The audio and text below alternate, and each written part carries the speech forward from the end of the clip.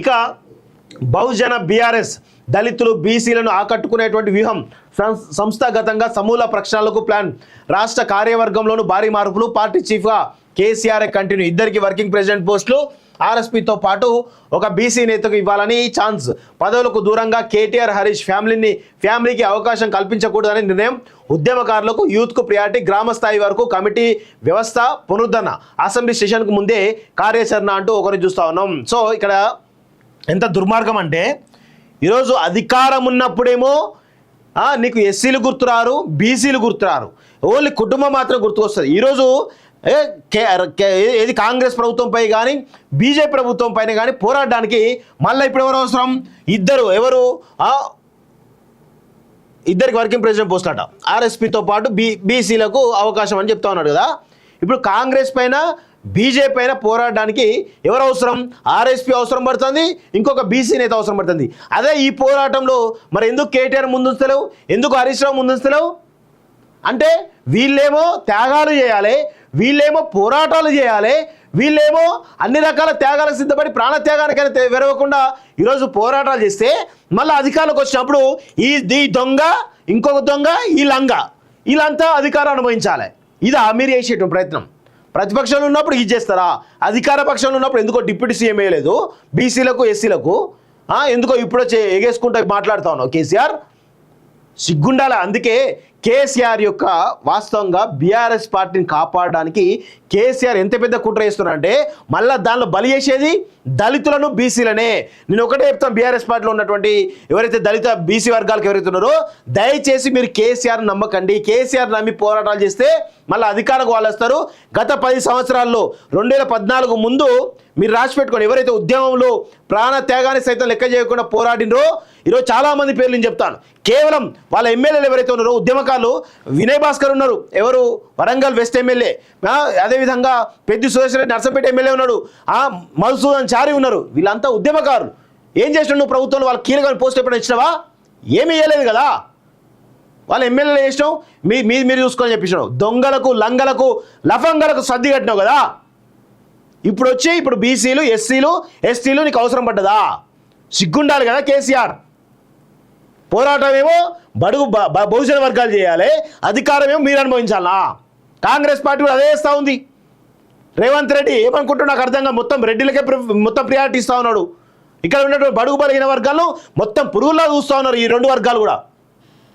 ఇటు బీఆర్ఎస్, అటు కాంగ్రెస్, ఈ రెండు కూడా బీసీలను అన్యాయం చేస్తూ ఉంది, ఎస్సీలను అన్యాయం చేస్తూ ఉంది, ఎస్టీలను అన్యాయం చేస్తూ ఉంది. బహుజన వర్గాలను పూర్తిగా నిర్వీర్యం చేస్తూ ఉన్నాయి. రాజకీయాలకు, రాజ్యాధికారానికి దూరంగా ఈ రెండు వర్గాలు కూడా, ఒక వర్గం రెడ్డి వర్గం, ఒక వర్గం వెలమ వర్గం, ఈ రెండు వర్గాలు కూడా పెద్ద ఎత్తున ఈరోజు వాళ్ళను ఇబ్బంది పెట్టే ప్రయత్నం చేస్తూ ఉన్నారు. వాళ్ళకు రాజ్యాధికారాన్ని దూరం చేసే ప్రయత్నం చేస్తూ ఉన్నారు. దీన్ని అందరూ కూడా గమనించాల్సిన అవసరం ఉంది.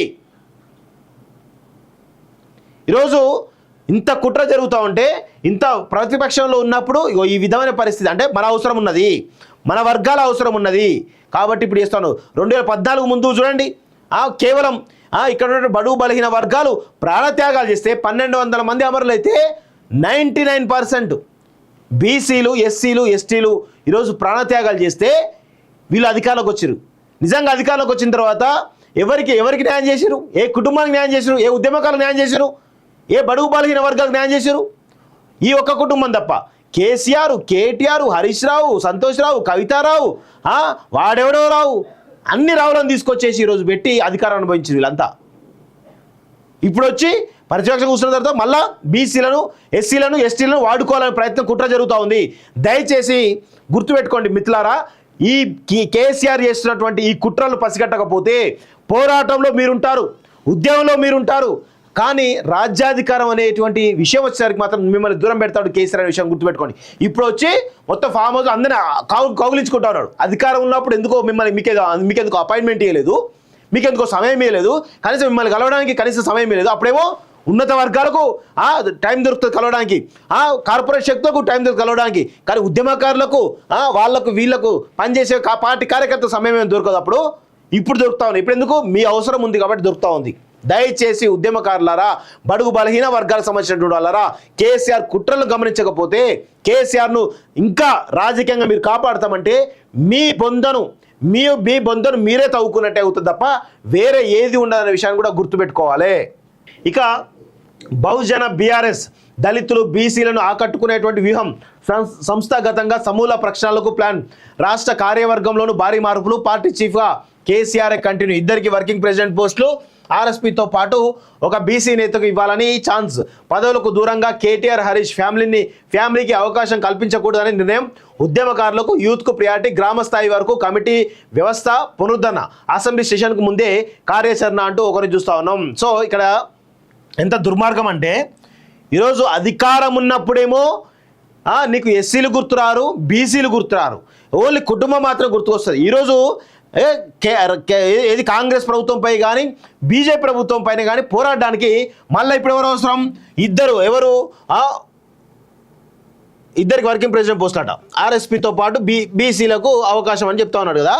ఇప్పుడు కాంగ్రెస్ పైన బీజేపీ పైన పోరాడడానికి ఎవరు అవసరం? ఆర్ఎస్పీ అవసరం పడుతుంది, ఇంకొక బీసీ నేత అవసరం పడుతుంది. అదే ఈ పోరాటంలో మరి ఎందుకు కేటీఆర్ ముందుంచలేవు, ఎందుకు హరీష్ రావు ముందుంచలేవు అంటే వీళ్ళేమో త్యాగాలు చేయాలి, వీళ్ళేమో పోరాటాలు చేయాలి, వీళ్ళేమో అన్ని రకాల త్యాగాలకు సిద్ధపడి ప్రాణత్యాగానికైనా విరవకుండా ఈరోజు పోరాటాలు చేస్తే మళ్ళీ అధికారంలోకి వచ్చినప్పుడు ఈ దొంగ, ఇంకొక దొంగ, ఈ లంగ, వీళ్ళంతా అధికారం అనుభవించాలి. ఇదా మీరు చేసేటువంటి ప్రయత్నం? ప్రతిపక్షంలో ఉన్నప్పుడు ఇది చేస్తారా?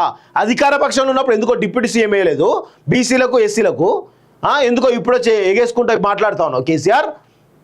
సిగ్గుండాలి. అందుకే కేసీఆర్ యొక్క వాస్తవంగా బీఆర్ఎస్ పార్టీని కాపాడడానికి కేసీఆర్ ఎంత పెద్ద కుట్ర చేస్తున్నారంటే మళ్ళీ దానిలో బలి చేసేది దళితులను బీసీలనే. నేను ఒకటే చెప్తాను, బీఆర్ఎస్ పార్టీలో ఉన్నటువంటి ఎవరైతే దళిత బీసీ వర్గాలకు ఎవరైతే ఉన్నారో దయచేసి మీరు కేసీఆర్ నమ్మకండి. కేసీఆర్ నమ్మి పోరాటాలు చేస్తే మళ్ళీ అధికారకు వాళ్ళు వస్తారు.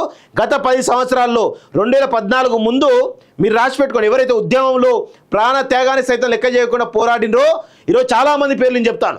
కేవలం వాళ్ళ ఎమ్మెల్యేలు ఎవరైతే ఉన్నారో ఉద్యమకారులు, వినయ్ భాస్కర్ ఉన్నారు, ఎవరు వరంగల్ వెస్ట్ ఎమ్మెల్యే, అదేవిధంగా పెద్ది సురేష్ రెడ్డి నర్సంపేట ఎమ్మెల్యే ఉన్నాడు, మధుసూదన్ చారి ఉన్నారు, వీళ్ళంతా ఉద్యమకారులు. ఏం చేసినావు నువ్వు ప్రభుత్వంలో? వాళ్ళ కీలకమైన పోస్ట్ ఎప్పుడైనా ఇచ్చినావా? ఏమీ ఇవ్వలేదు కదా. వాళ్ళ ఎమ్మెల్యేలు చేసినావు, మీరు చూసుకొని చెప్పించినావు. దొంగలకు, లంగలకు, లఫంగలకు సర్ది కట్టినావు కదా. ఇప్పుడు బీసీలు, ఎస్సీలు, ఎస్టీలు నీకు అవసరం పడ్డదా? సిగ్గుండాలి కదా కేసీఆర్. పోరాటం ఏమో బహుజన వర్గాలు చేయాలి, అధికారం ఏమో మీరు అనుభవించాలా? కాంగ్రెస్ పార్టీ కూడా అదే చేస్తూ ఉంది. రేవంత్ రెడ్డి ఏమనుకుంటున్నా నాకు అర్థంగా మొత్తం రెడ్డిలకే మొత్తం ప్రియారిటీ ఇస్తూ ఉన్నాడు. ఇక్కడ ఉన్నటువంటి బడుగు బలహీన వర్గాలను మొత్తం